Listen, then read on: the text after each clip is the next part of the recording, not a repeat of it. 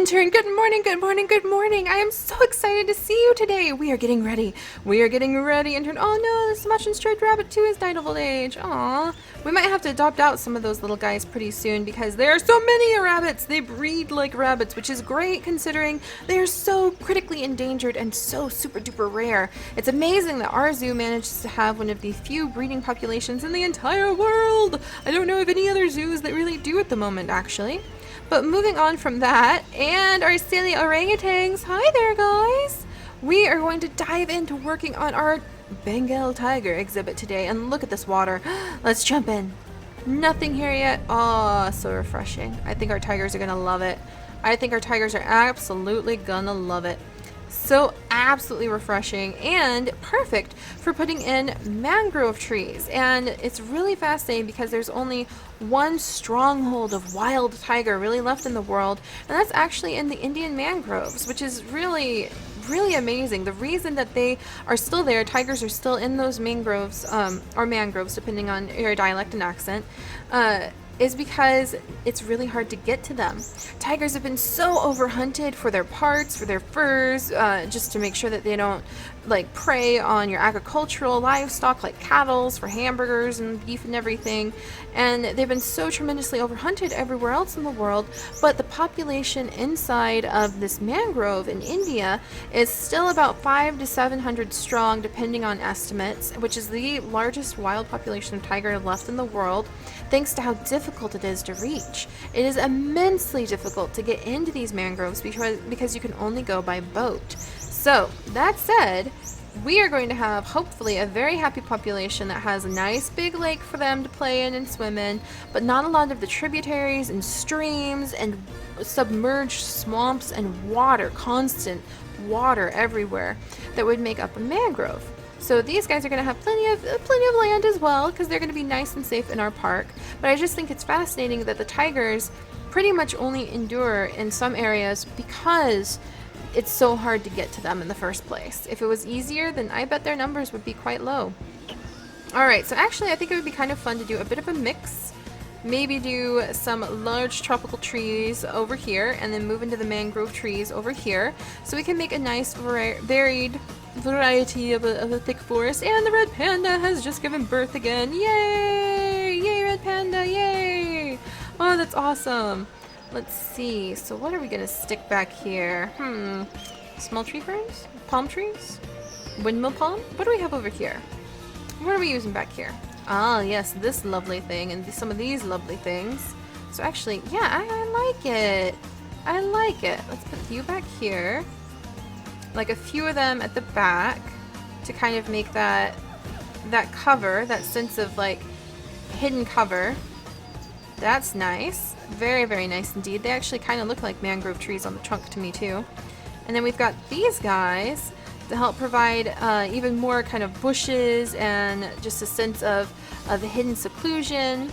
Because when you're a big cat, you often want to just have a place where you feel like you can hide so you can keep your eyes out on any potential prey items. Oh, AJ just passed away of old age. Maybe that's why he was giving us so much heck yesterday. He's just getting old and cranky. Old and cranky. Alright. There we go. So let's actually clear a couple of these out. But yeah, I like this because you want to have that sense of being submerged into the thick trees. Oh, and you want to reproduce but can't find a mate, huh? Are you male or female? You are a little girl. Well, we're going to adopt her out for right now. But we will probably get more of them pretty soon. I think, well, we might put a few bamboo. Bamboo grows on every continent, did you know, intern? Except for Antarctica. There's quite a bit. The panther chameleon baby just hatched. Let's go look at it. Oh my gosh, panther chameleon baby. No way. We've never successfully bred panther chameleons before. This is an absolute awesome zoo first. All right, I see these two. Where's the newbie? Why is giant panda 4 thirsty? We need to take care of the giant panda. Where's newbie? You're kidding me! Oh, zookeeper, get out of here. You're ruining my shots. You're kidding me. That's the baby? Look how tiny you are. Look how teeny tiny. Okay, this woman needs some help. Woman, you are just like all over the place. I think we need to put like one of the zookeeper fence gates doors right there, and maybe she will be able to get herself out of here. Stop walking in circles. Whoa, holy days! Apparently that was an illegal tree, and we're going to return. Whoa, we're going to return both of them. I can't return it. Intern! This is awkward. This palm tree had unintended consequences, and I'm scared of it now, but let's just say that we received a humongous donation that I'm going to use wisely on something that won't do this forever.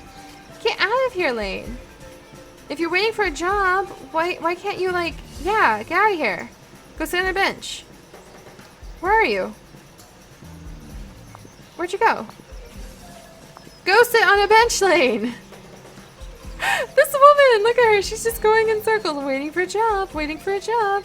Is there anything for you to do in here? Oh, and Giant Panda 4 is really thirsty. We'll be back. Giant Panda 4, what's wrong? Gonna go rest in a wooden shelter. Come here. You need a drink. You need a drink, my little one. So where on earth is the drink fountain? There it is. Are you going to the wooden shelter still? Come here. Come on. Get a drink. Okay, fine. So Giant Panda needs to rest first. Alright. And now Lane's complaining because she can't reach this poop. Oh my gosh, there's the headless man again. It's him again. Oh my goodness. Oh my goodness. Yeah, that's the headless man. Alright, come here, Lane. Get in here then. I don't even know why I have these walls if you can't get in. Oh, I wonder. Is it this? Was that what was blocking Lane? Are you gonna go sit on a bench now? It was! We've solved the mystery! Now Lane can actually take care of everybody appropriately. Phew. Well, that was nutter butters. Alright, but what we are gonna come back over here and do is start adding in a ton of monsoon grass, I bet. There. Phew. And oh my gosh, I don't know what to do. That palm tree. You caused some problems, palm tree. I don't know what to do about that. We'll figure out what to do about that, intern. Oh, that's awkward. Yeah, we'll figure out what to do about that, intern, because right now I have no idea how to handle this. Oh, that's okay. We're just gonna have to move on. We're just gonna have to move on and just consider, like, the fact that we got a lot of grants for our amazing panda work. I guess that's just what we're gonna have to do. We're just gonna have to roll with it. Alright, so let's put in maybe some killy trees. What would we put in for a mangrove? Dun. Wetlands, maybe? Ooh, there we go. Look at the white mangrove trees. They're so pretty. They're so pretty. Swamp cypress, parapat tree, cypress tree, old cypress trees, mangrove tree. So we've got two types. Why? Nope, Giant Panda will take care of itself. Giant Panda will take care of itself. Don't panic, intern. Alright, so we're going to go ahead and just hold everything for a second and get these white mangrove trees put in. I think the white ones look really nice. So we'll get a few of these put in. Just kind of here and there. We need to figure out where the breathing roots are hiding, and we'll get some breathing roots as well. Alright, there's those. Maybe one back here. Maybe one over here. Okay. And let's get some of these mangrove trees mixed in. Yeah, because these guys can go a little bit deeper than the other ones. That's better. Deep, deep, deep roots. Very good. Now, what's interesting about mangroves and estuaries is often they are places where fresh and salt water mixes. So mangrove trees are very, very resilient. They are able to hold in, they're able to process water that even has salt water in it, and that's really difficult for a lot of plants to do. There are not a lot of plants out there, when you look at all of the plants in the world, that can handle and tolerate and thrive with salt water, or especially a mix of the two. So they're very unique in that way, and they're actually amazing because of their unique structure. Mangrove trees often hold in far more carbon than other trees. I believe I read in an article recently, because all of the mangrove forests in a certain country, whose name escapes me at the moment, are now protected. Mangrove forests make up less than 0.5% of all the forests in the world. That's how uncommon they are.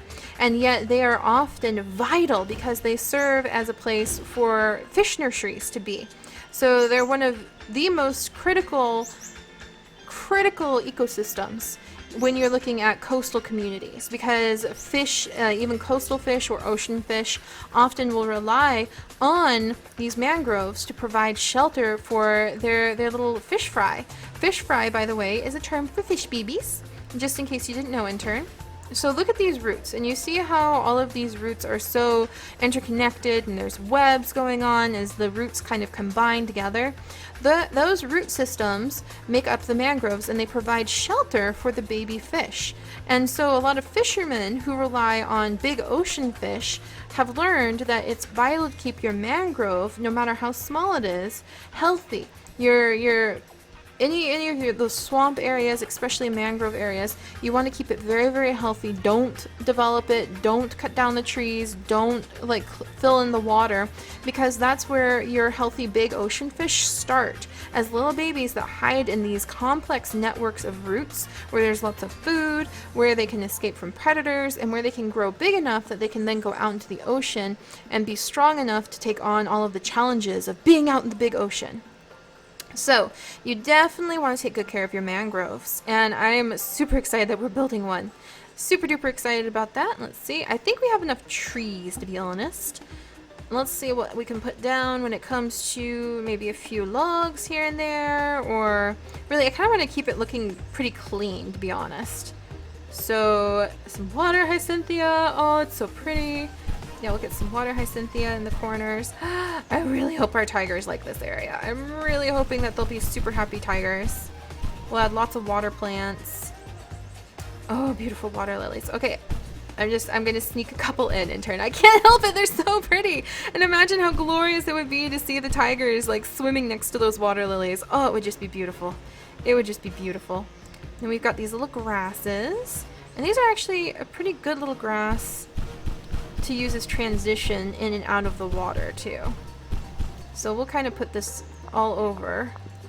Okay, we want to get in here. Yeah, look at that. Oh, just imagine how beautiful the orange fur, and what a fascinating color too, orange fur on the tiger will be as it comes up out of the water onto the land where we've got these patches of grass.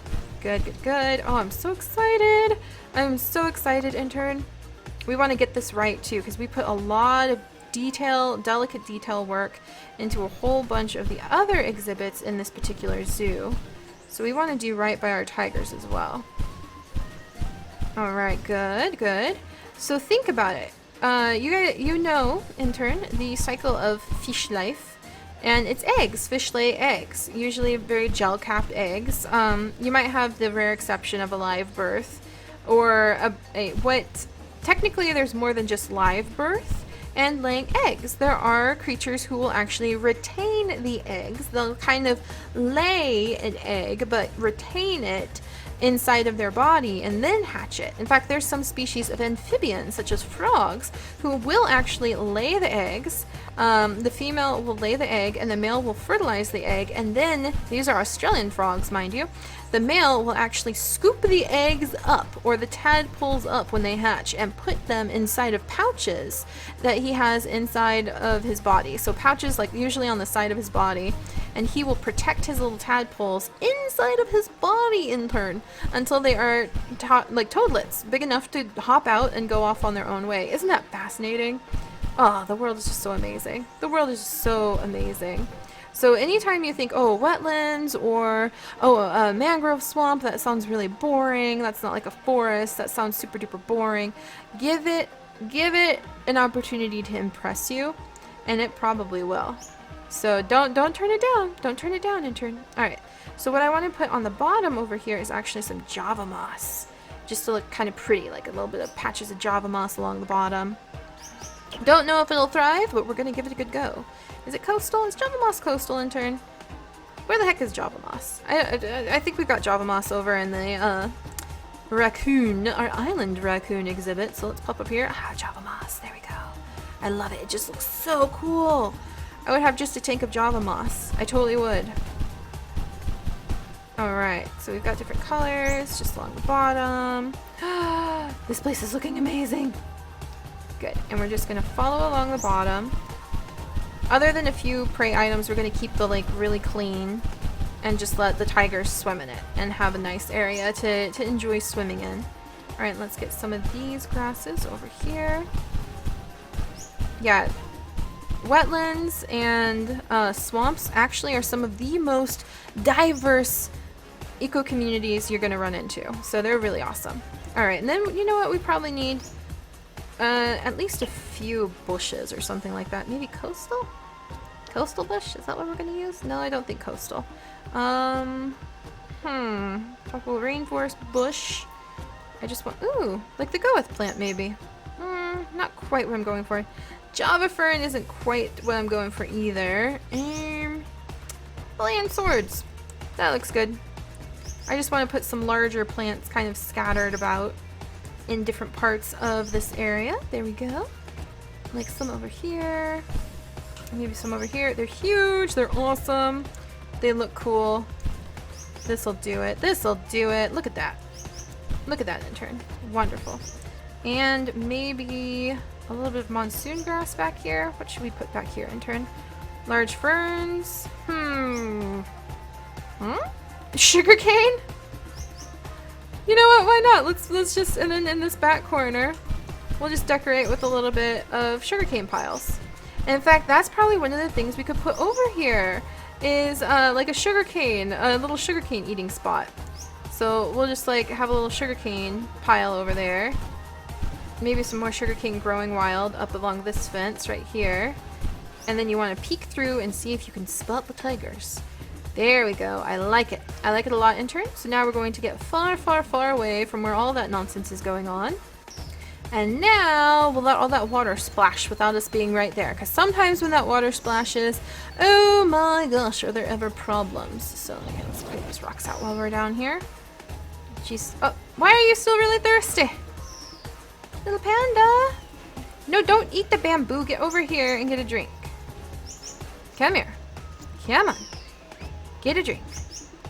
Here's more things to drink. Oh, Dash, she just passed away of old age.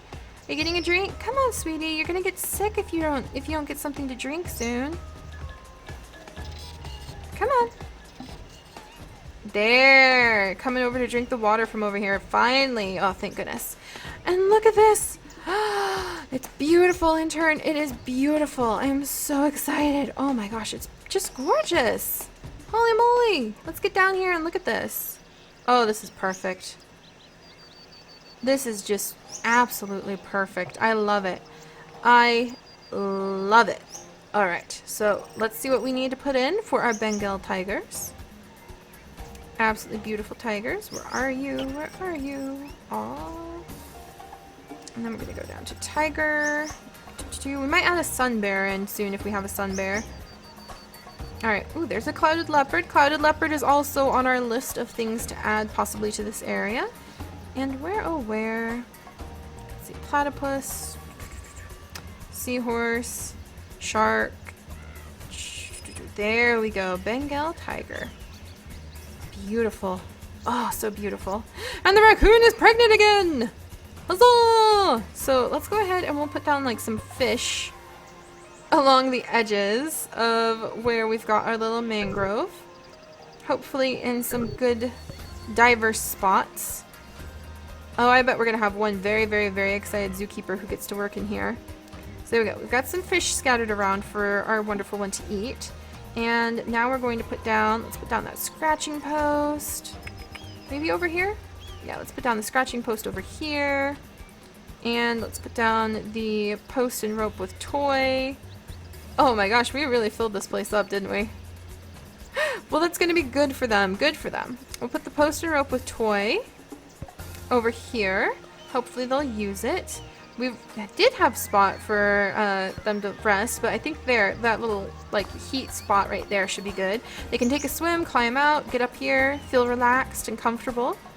Maybe a little prey dummy, stuffed prey dummy. We might put that down here too. There's not enough room. All right, well, let's move this tree. There. Stuffed prey dummy for them to try attacking and let people get real excited about watching them. Put down some little bones and some beef shanks to welcome them to their new home. All right, there we go. And a tire to play with, and maybe a feeder ball to kind of roam, a couple feeder balls back here. And finally, the large rock cave. Takes up a bunch of room, but it is where they rest. So there we go. I love it. All right, and let's do this. And the camel's giving birth. So one female. And here we are. Oh, she's gonna settle in. I'm so excited. And one male. There we go. Hello! Hello, wonderfuls! Oh, and they're headed straight for the water. Oh, getting a little drink. Oh my gosh, she is so lovely. Oh, look at him go! Oh, this is what we wanted. A nice, happy swimming tiger. Oh, I will need to get out and get a good look at him. Look at that. Look at that, intern. That's exactly what we wanted to see. Didn't I tell you it would be so beautiful? Oh, these trees are in my way. Didn't I tell you it would be so beautiful to watch them splash around next to those water lilies? And sure enough it is. Hi, buddy. What do you think of the lovely lady? Oh, wow.